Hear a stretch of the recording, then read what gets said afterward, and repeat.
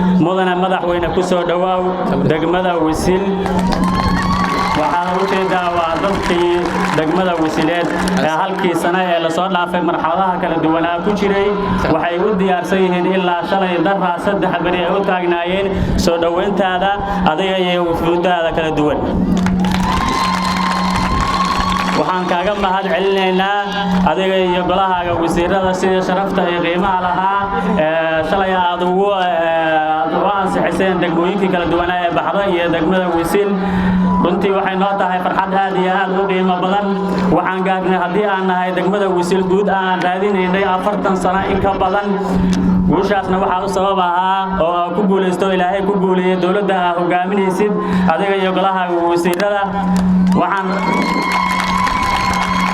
rabaa sidoo kale ayakana inaan ugu mahad celiyo oo aan baaq ugu diro oo aan uga codsano baarlamaanka Galmudug sida ay golaha wasiirada u ansixiyeen ayaguna inay nooga ansixiyaan waan rajaynaynaa insha Allah inay baaqaynaas aqbalaan waxaan kaloo noo farxad ah inaad tahay madaxweynihii ugu horeeyay ee Galmudug ka qabta xil ee xabadda socotay soo istaaga asagoo ka qayb qaatay sidoo kale horumarintii mashaariicdii iyo deegaanayntii degmada Wisil inaad tahay ninkii ku guuleystay intaas waa ku maasan tahay mudan madaxweyne magaaladan marxaati waxa ka tahay xogteedana aad ogtahay cidna aysan kaaga sheekaynayn inay ku burburtay dagaalkii terrorismka ay ku soo qaadeen 27kii bishii Juun 2021kii ee sanad ka badan hadda ee ka soo wareegtay magaaladaas waxay ka rabtaa dib u dhis iyo dib u habayn iyo deegaamayn aan ku maalkiyo soo aroorkaba waa isku ogeyn reer Wisileed bil ka hor bar halkaan imid balanteena waxa ahayd gabdhaha anaga aan shabaab baan isu dhibnaa mise degmaan loo keenayaa maanta dawladda Galmudug oo madaxweynuhu hogaaminaya iyo degmadii baad gacantiina ku haysataan jaala idmo madaxweyne degmada runtii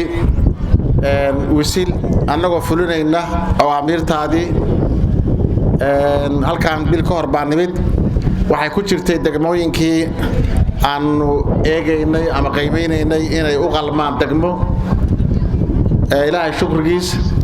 waxay ka mid noqotay kuwa ugu horeeya oo marka loo eego amniga adeega bulshada waxbarashadii caafimaadkii dhammaan intii bulshada u baahnayd oo dhanba ku guuleysatay taariikhda sida aan ognahay degmadan Wisil 81 sano ayay dhisan tahay oo ay magaalo tahay dadka ka soo jeedana waa dad lagu yaqaan xadaarad waliba aan rajaynayno muddo yar oo kooban beera ayaga ay leeyihiin badarka ka soo baxo Galmudug in laga quudiyo oo laga biilo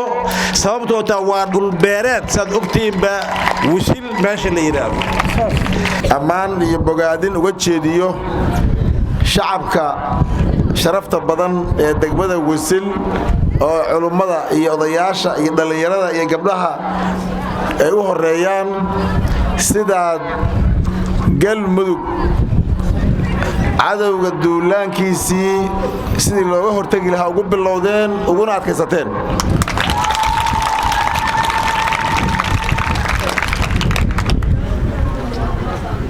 reer Wisil waxaa tusaale difaac u tihiin Galmudug iyo Soomaaliya intaas kadib reer degmada Wisil shalay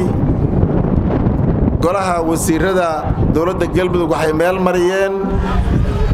degmada Wisil iyo degmada Baxdo inay noqdaan degmooyin rasmi ah oo ka mid ah degmooyinka Galmudug ilaahay idinkii maalintii waqtiga ay baarlamaanka dawladda Galmudug ansixiyaan degmaduna ku soo baxday kareeto waxaa laga samayn doonaa degmada Wisil iyo degmada Baxdo golayaashii deegaanka oo isdoorta oo la mid ah degmooyinka kale ee dawladda Galmudug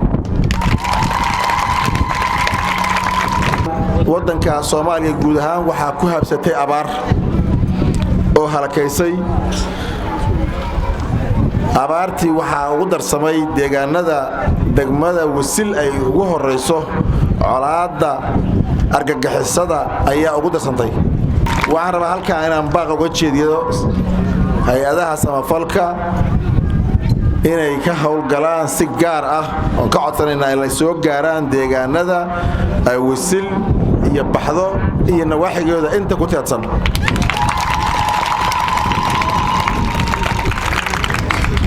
oo ay dhammaan gacan ka geystaan